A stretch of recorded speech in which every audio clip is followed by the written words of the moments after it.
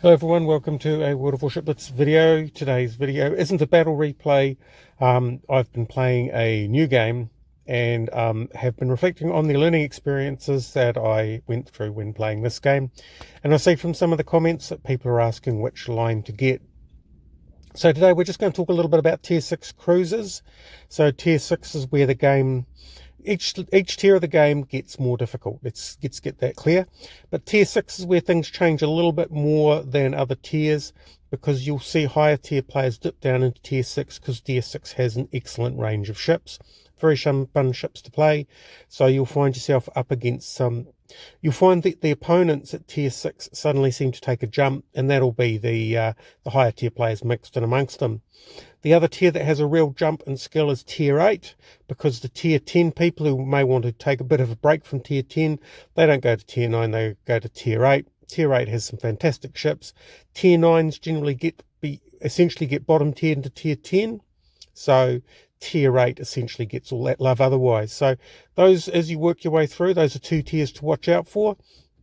Obviously 5 and 4 are a step up from 3, but there's a real jump for 6 and 8. So the reason we're going through the tier 6 cruisers is because that's where, for the most part, the cruisers start to become type. And what that means is that they will change into how the ship lines pretty much work from that way forward. Where they don't, we'll point it out, but for the most part, they are of type. So what we'll do is we'll ignore the premiums. There are a few premiums here on this account. This account's been played for a while, which is why we've got some premiums. But let's start with the American cruiser line. So the original cruiser line, the Pensacola, I found this to be a fairly solid ship. I enjoyed playing it, but you've got to play it carefully, and it's not a ship that can go out on its own.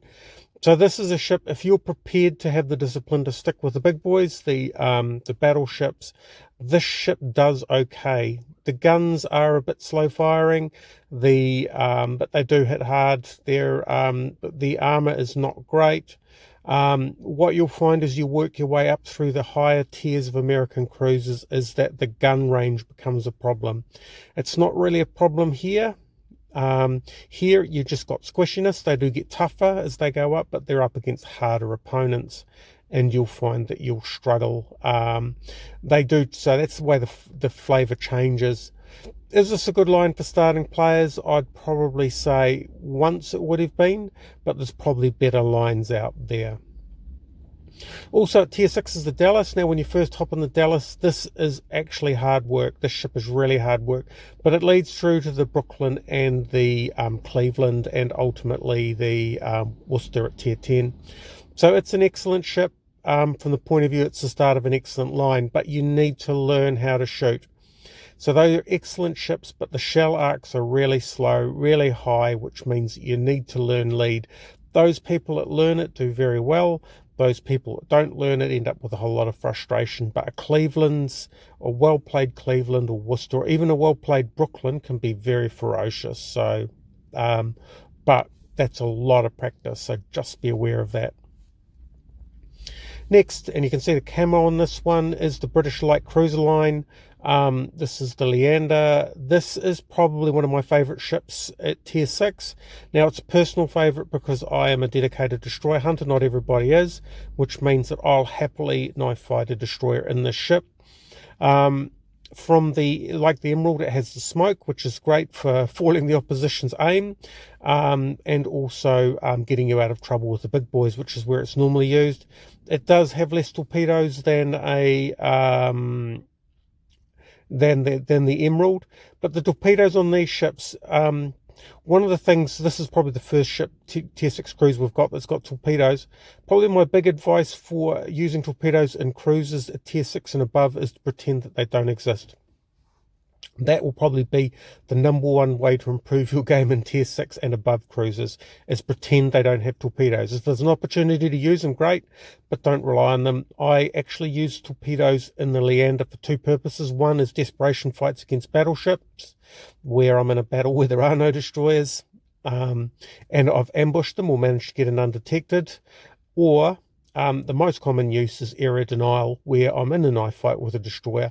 I want them to turn a certain direction. I'll launch torpedoes and force them into the killing zone for the guns. Torpedoes, the 4 torpedoes it has are excellent for that. They reload relatively quickly. You don't need screeds of torpedoes. Yeah. Another ship where you should pretend the torpedoes don't exist, because if you get close enough to use them, you are dead meat. This is the Devonshire. If you're a new player, avoid the Devonshire is all I can say. I've got the Devonshire. There's obviously no camo on it. I'm at the Somerset, I think the tier 7, and I am thoroughly hating the experience, to be fair. These ships they need some work. I'm not sure what their role is. If you're a new player, this is a great target ship to go for. This will teach you a lot. This is the Nurnberg, the tier 6 German cruiser. A lot of people, it's the favourite. My favourite's the Leander. They say this, some people think this is a good knife fighter. The Leander's better because it's got the turrets evenly spread front and rear. With the rear turrets, they don't turn 360 degrees like the tier 5 cruiser that comes before it, which means that it's a little bit more predictable how it will turn in a knife fight, and that's quite a weakness. So yeah, so this ship is good, played at mid-range. It does have lots of torpedoes, but as I said, the best thing to do is pretend they don't exist, because if you're close enough to use the torpedoes, you have quite serious problems.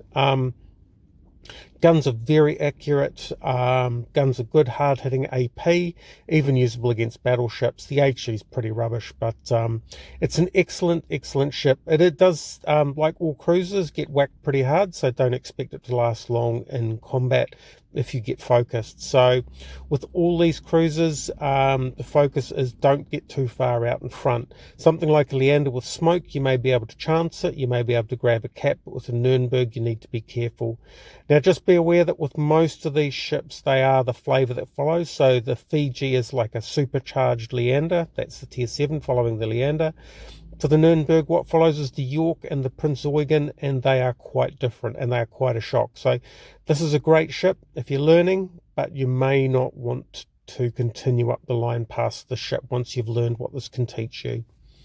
But it's an excellent first target, and it's not wasted, because you'll always have missions that you need to complete, and sometimes having a Nurnberg is a great way to do that. The next ship I've sold, not because it's bad, but because I needed the slot and I didn't play it that much. Let's go find it. The Bajoni is the tier 6 Russian cruiser. This thing is very squishy, very unagile, reasonably quick but not able to turn, slow acceleration, but excellent long-range gunnery. This is very much the flavour of the ships going up the line. I think the Shores has balanced turrets front and rear, and so does the whatever the tier 8 is. Wow, that's pretty scary if I'm forgetting what my the Shores and the Chapayev. So people that like Russian cruisers love Russian cruisers. You need to know how to shoot, but you don't really, the lead isn't so much of a problem. But yeah, you need the discipline to stay at a distance in the fight, and you will struggle if you're required to capture a cap. These can't knife fight against destroyers, just in case you're wondering. Right, next is the Legless Sonia, which is the tier 6 French cruiser. This cruiser is very nice, actually. Good HE, agile, good long range, excellent long range torpedoes. When I say pretend torpedoes don't exist, these torpedoes are slow enough and long range enough that you can shoot them off and just hope that they tag something. So this is an excellent ship. The tier 7 with the Algerie is a bit of a struggle. The tier 8 with Charles Martel is excellent. The tier 9 and 10 I haven't tried. No tier 9 is worth looking forward to, but the tier 10, those people who get used to it, has massive guns. But it's a great ship, and it's a bit like the Nurnberg in that it's a bit exemplary in its tier. So it's a good ship, but you do need to keep a bit of distance with it, like all cruisers. It can sort of protect the flank. It's a little bit more capable than the Bajoni if destroyer gets in close, but yeah, it's still very much a long-range cruiser, and it's actually better than the Grasse, which is the premium version of the same ship. So I find that this has the rapid reload. The Grasse has other skills which are just not as good as the Legless Sonia, because the Legless Sonia has the same skill set that most of the cruisers have. So your captain skills that you're using and developing are those that you can use on other ships, like the excellent tier 8 destroyer Le Terrible. It's the next ship that we will deal with is the Trento. I think that's the end of the line. I'll need to check. It's been so long since I've played. There's new destroyer lines coming out. Right, so Trento, the Italian cruiser line is an excellent line, again played at range. This is not a knife fighting range. This has heavy guns. Now it has SAP, no HE, so against battleships you're reliant on AP. They're slow firing guns, they're good long range guns. It has, like the French ships, long range, very slow torpedoes, so you sort of fire and forget. I'd recommend that you just shoot them off on the off chance, because trying to aim with them, if anybody's able to steer, you'll find that they will dodge torpedoes. What you're after is sort of the surprise trap that just hits things and keeps things on their toes. Because if a ship's busy lining you up and they're in the sight and all of a sudden they get the torpedo warning, you're actually going to throw quite a lot of confusion. There's a bit of recovery time from having to work out where the torpedoes are. Are they affecting you? Are they something you have to dodge? So torpedoes in the water at range can be quite a useful sort of thing to throw at the opposition. So that's the Tier 6 cruisers. I hope you found that useful. I mean, on recap, I would probably say that if you're a starting player, the Nurnberg is probably the best all round at this tier. Just be aware that the next tiers up are quite different, and you'll struggle with the York. The York's not bad, but it's so different that it feels bad. It just doesn't feel like an improvement. It's a sideways move. Oh, the other cruiser I do need to mention that I've also sold. Let me just go find it, because I've sold it for a reason, because I need the slots and because I don't really play it. And that is the Alba. Now, I have had a request for an Alba video. I'm not sure I'm really up to it. The Alba is a bit of a change from the Furitaka. So this is really the sort of where the Japanese cruiser line goes to. The Miyoko at Tier 7 has basically 4 more guns. So this is really undergunned. But they all have the same sort of problem. They're a bit, they're old school cruisers. They're a bit out of the meta. You'll find that the Alba in particular is a bit of a struggle because it's a cruiser of 2 halves. It's most of its firepower in the front, most of its torpedoes in the rear, and you don't want to turn broadside because it's got no capability to take any damage. It's got no smoke. So essentially, you can have some good games in it, and I have had some good games in it, but that's really where the games got underway, and I've managed to not be targeted. So with all of these cruisers, there's a temptation at lower levels to get in there and charge up.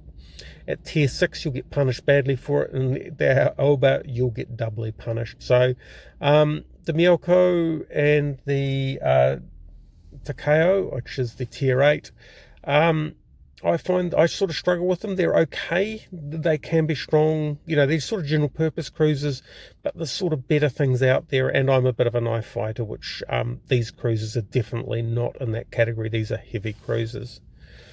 So in summary, probably the best cruiser to go for if you are just basically saying, I just want something that's good to practice in, to learn in, is the Nurnberg. If you're looking for something that's going to head you up a long line and you're prepared to put the work in, the Dallas. You may not enjoy the Dallas itself, but certainly the rewards are definitely worth it. The Bajoni or the Italian cruiser line, the Bajoni and the Italian cruiser line are probably the most consistent. So if you enjoyed these, you'll certainly enjoy what comes up the line, as is Leander, but with its lack of HE. For a new player, you'll find that you struggle against battleships, and you may find that a little bit frustrating. But if you really, really, really, really love sinking destroyers, it's probably the best pick. Anyway, hope you found that useful. Let me know in the comments if this sort of content is better or worse, or just different from what I normally do. Thanks for watching, and we'll catch you next time.